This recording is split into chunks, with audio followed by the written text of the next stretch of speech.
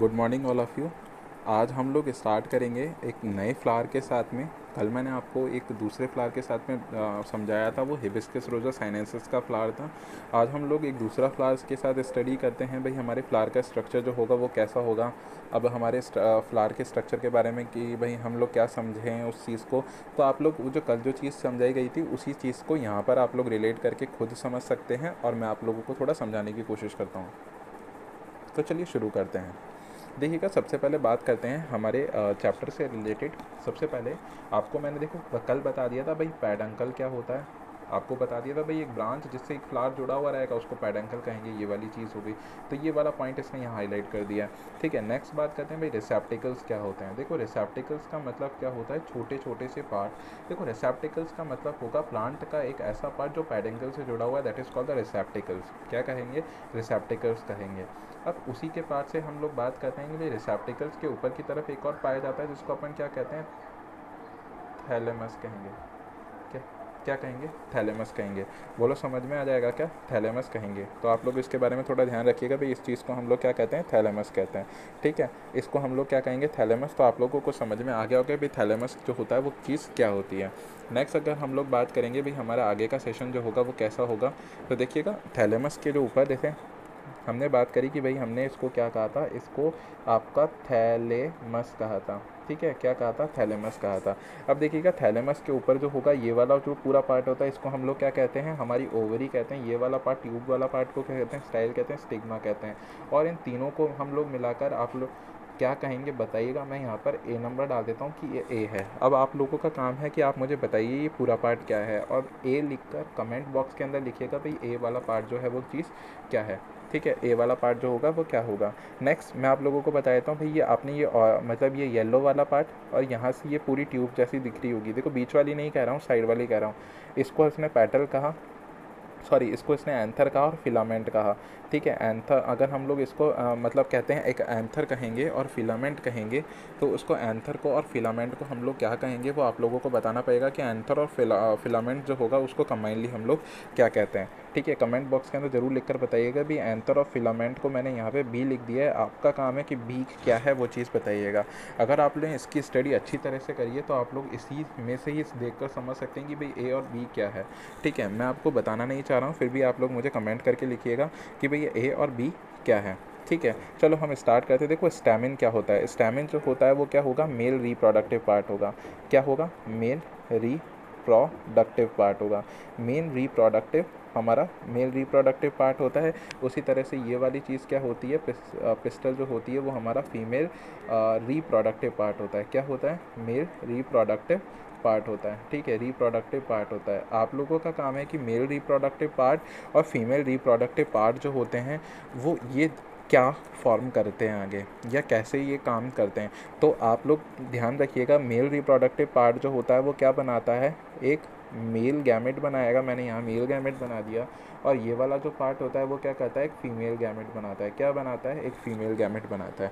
ठीक है, देखिएगा मेल गैमेट जो होता है उसको हम लोग माइक्रोस्पोर कहते हैं। क्या कहते हैं? माइक्रो स्पोर कहते हैं। क्या कहते हैं?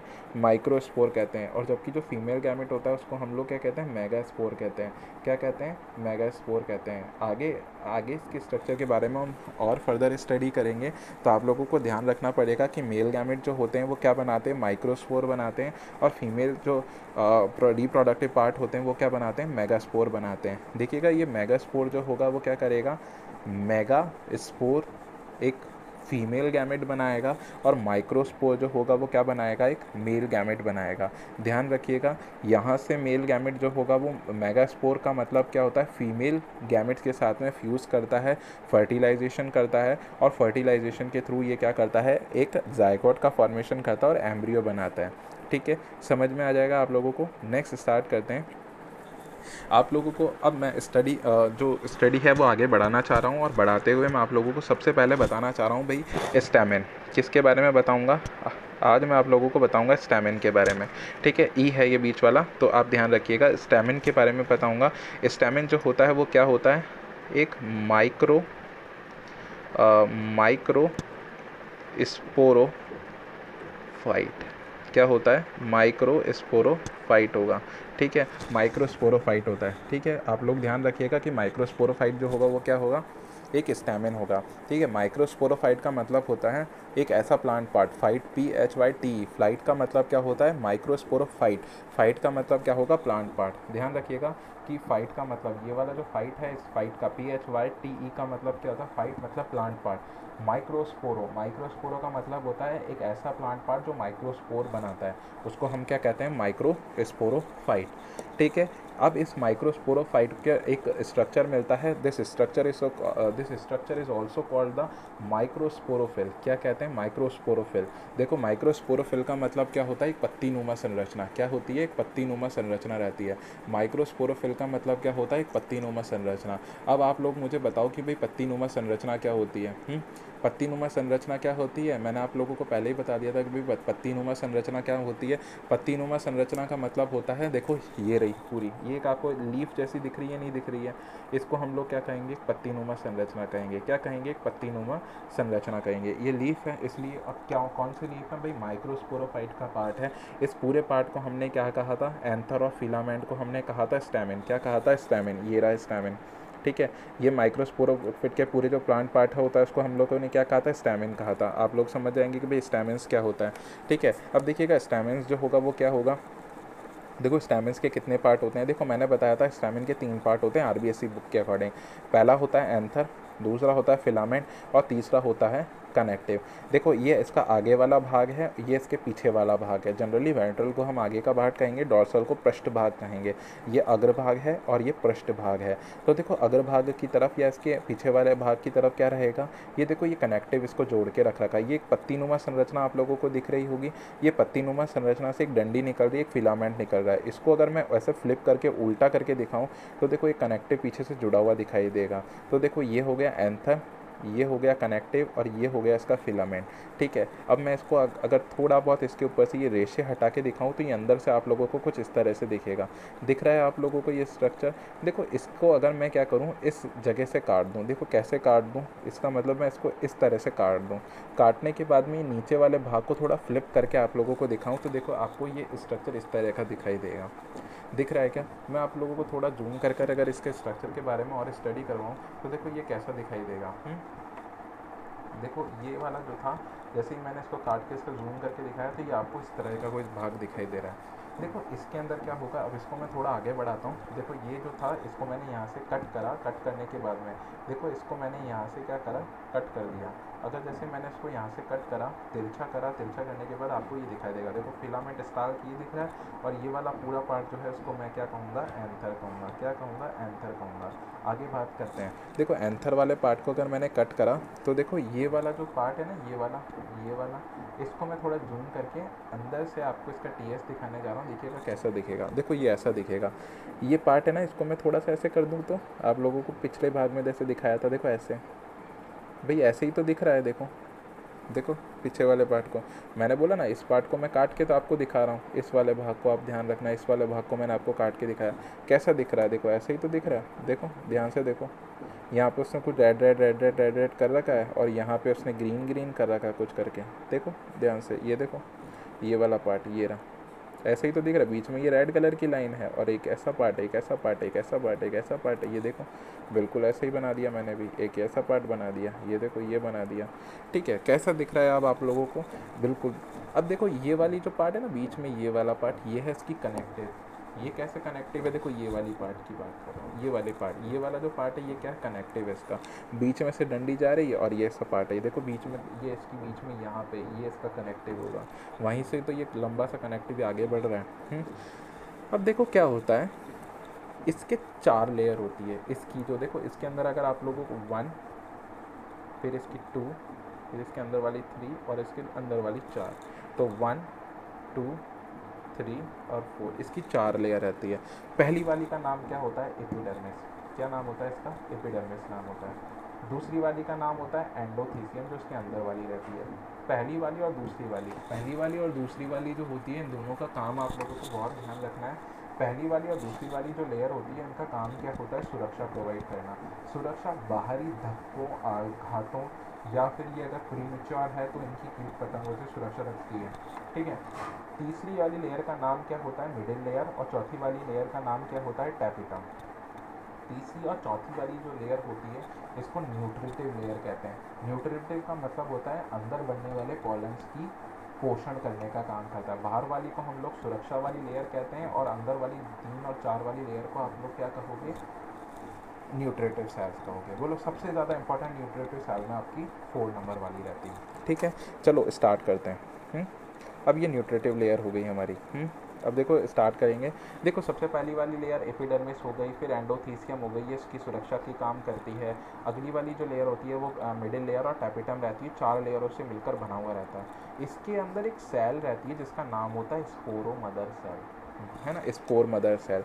देखो इसका नाम क्या होता है, इसका नाम होता है माइक्रो स्पोर, है ना, माइक्रोस्पोर मदर सेल। क्या नाम होता है, माइक्रोस्पोर मदर सेल।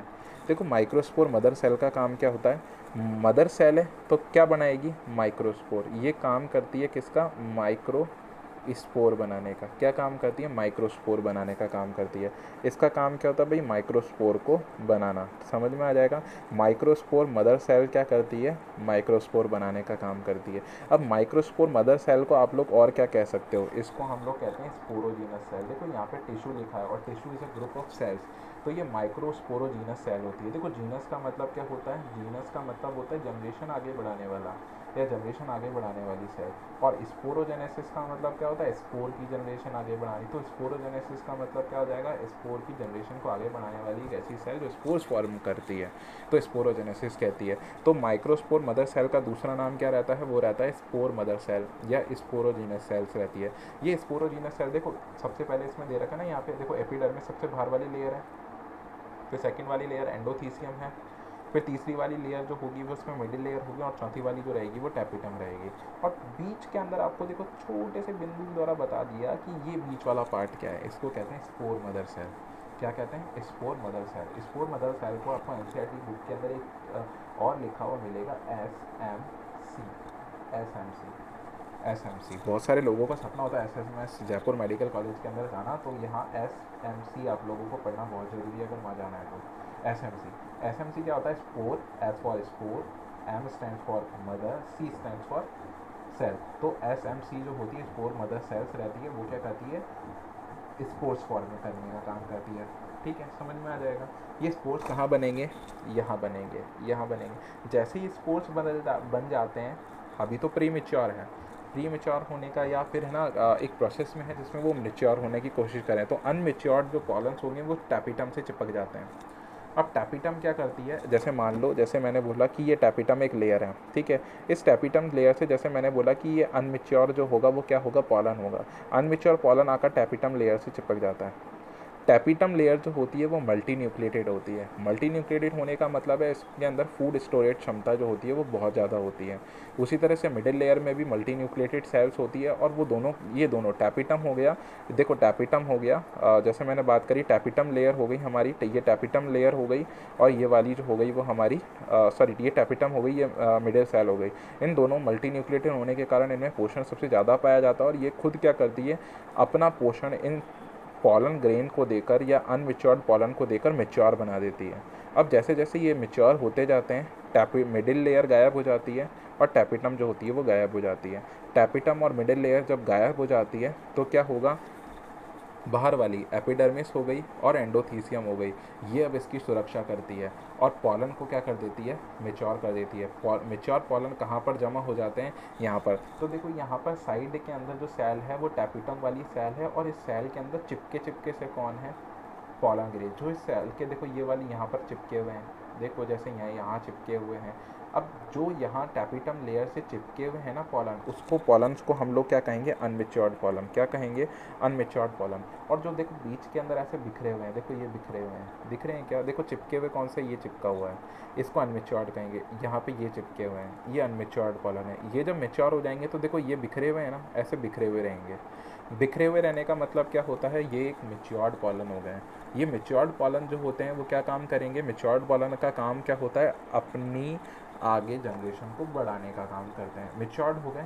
अब क्या होगा, जैसे जैसे इसमें लाखों करोड़ों लाखों की तादाद में लाखों की तादाद में जब पॉलन बन जाते हैं तो ये अपनी एपिडर्मिस को और एंडोथीसियम पे प्रेशर डालते हैं। और प्रेशर डालने के कारण ये लाइन ऑफ डेहिसेंस जो आप लोग देख रहे हैं ना, ये लाइन ऑफ डेहिसेंस ये वाली जो हो गई यहाँ पे, ये दरार जो दिख रही है, कौन सी दरार मैं दिखाऊँ, ये वाली देखो, इसको भी थोड़ा सा क्लीन करके मैं आपको बता देता हूँ। देखो ये दरार कौन सी दिखेगी आप लोगों को, ये देखो ये रही एक दरार, ये रही एक दरार, ये रही, इसके पीछे भी ऐसी होती है और एक बीच वाली।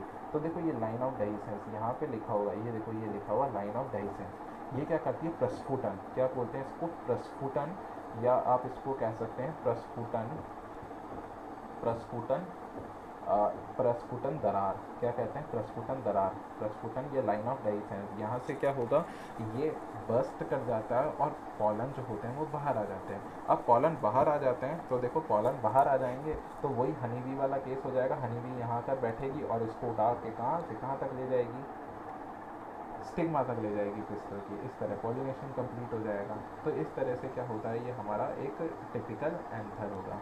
ये एंथर के अंदर की स्ट्रक्चर भी मैंने बता दिया, ठीक है। अब इसको थोड़ा अगर हम अच्छी तरह से समझेंगे तो इसको समझने के लिए हमें थोड़ी सी और चीज़ें बात करता हूँ।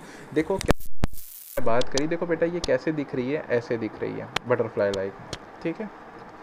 वो जो मैंने आपको एंथर बताया था ना अभी, वही एंथर को काट के ये बता रहा हूँ, बीच में ये लाइन ऑफ डेहिसेंस बता दिया, ये इस तरह से आप लोगों को दिख रही है, दिख रही है क्या।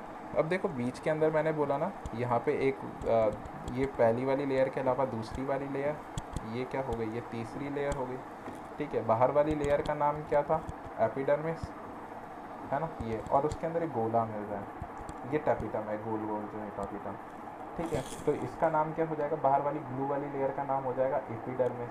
क्या नाम हो जाएगा, एपिडर्मिस, एपिडर्मिस, ठीक है।